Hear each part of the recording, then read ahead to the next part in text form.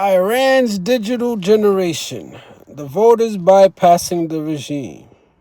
The silent majority speaks. While the world watches Mojtaba Khamenei and IRGC scramble for control in the power vacuum following his father's death, a different kind of battle is raging inside Iran. This isn't a battle of succession or military maneuvers. It's a battle of information, and it is being fought on the smartphones. Iran's youth, a demographic where over 60% of the population is under 30, are the true voters in this crisis. These are digital natives who came of age during the woman life freedom movement, and they aren't waiting for a signal from the top to demand reform. They are bypassing state-controlled media, documenting crackdowns in real time, and linking arms with the global diaspora to demand a future that looks nothing like the present. In the middle of 2026 conflict, amidst blackouts, mass arrests, and collapsing economy, this generation is using technology as a weapon of defiance. Today we explore how Iran's digital divide has become a tool for resistance, how the diaspora amplifies every whisper from inside the country, and why economic frustration is the spark that the regime can no longer extinguish. This is the human side of the leadership dilemma.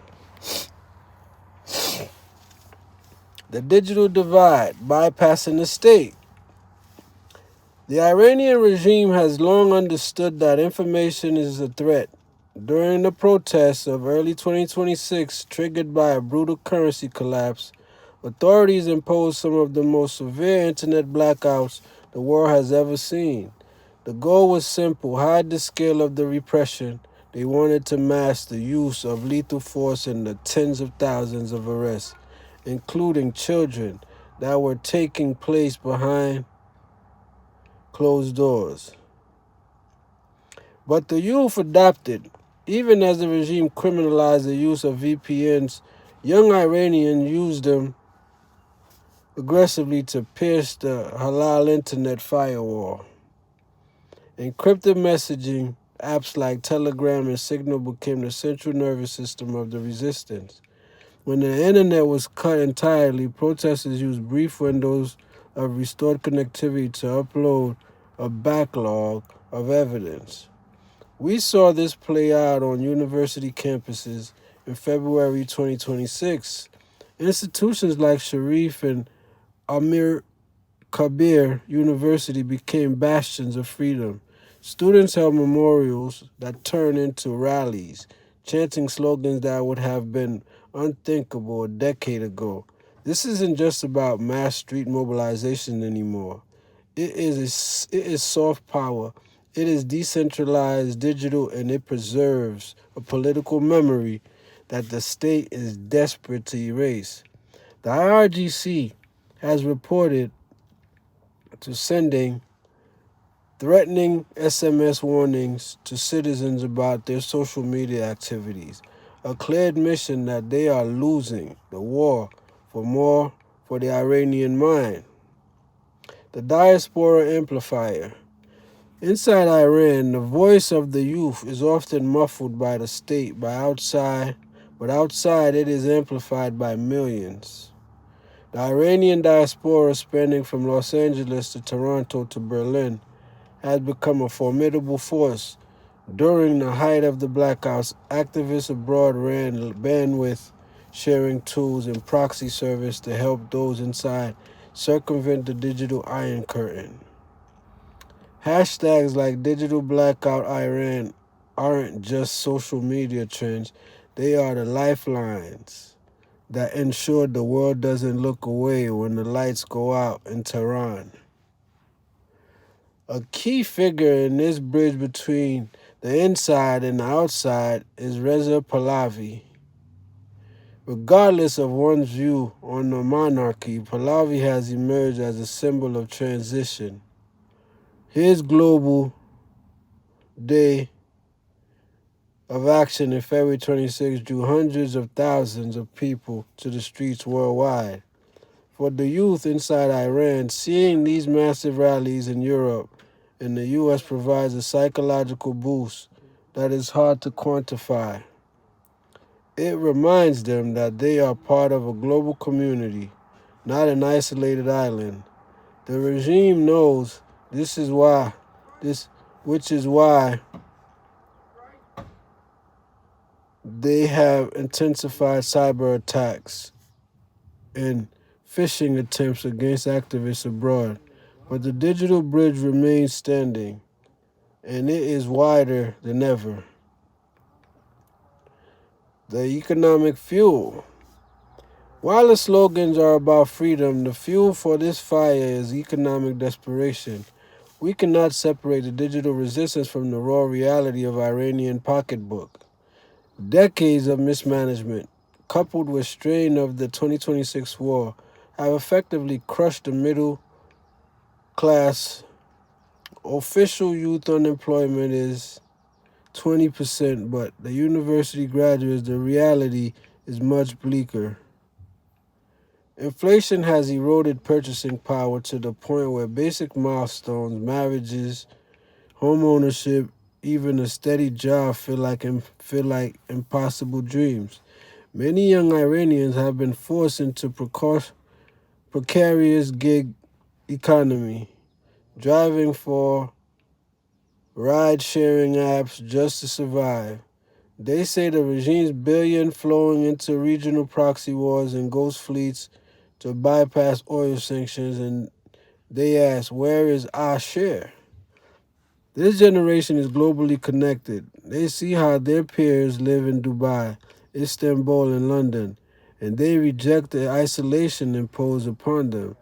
They don't expect Moshtaba Khamenei or IRGC to fix the economy because they view the regime's very existence as the obstacle to their prosperity.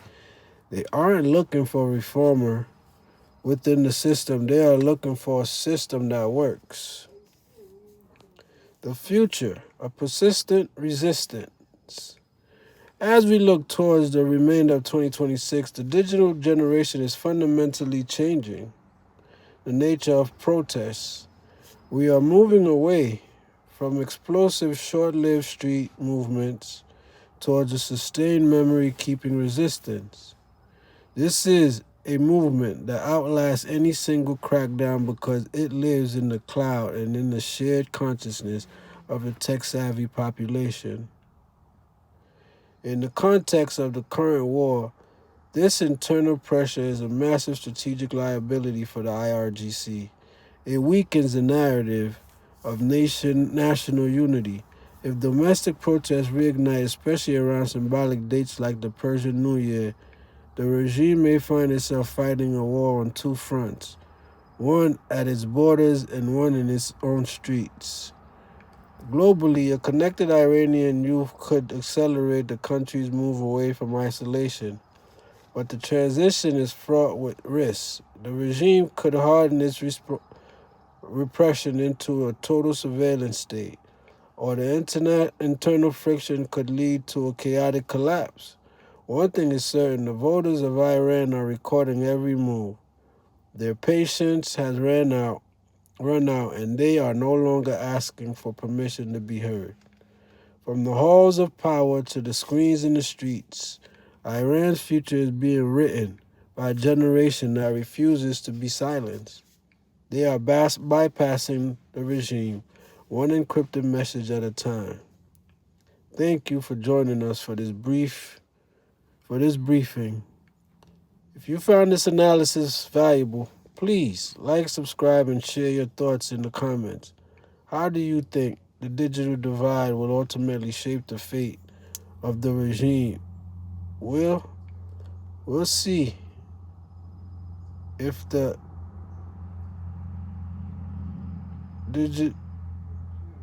As you probably know, we didn't talk about the first one for an hour. Then somebody leaked something, which we'll hopefully find that leaker. We're looking very hard to find that leaker.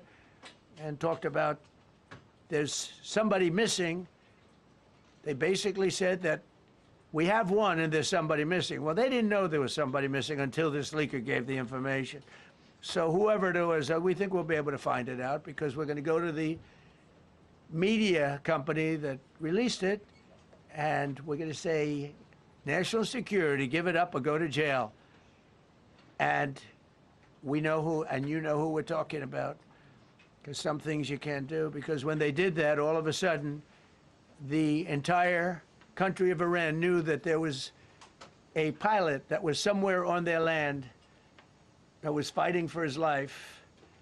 And it also made it much more difficult for the pilots and for the people going in to search for him. All of a sudden, they know that there's somebody out there. They see all these planes coming in. It became a much more difficult operation because a leaker leaked that we have one, we've rescued one, but there's another one out there that we're trying to get.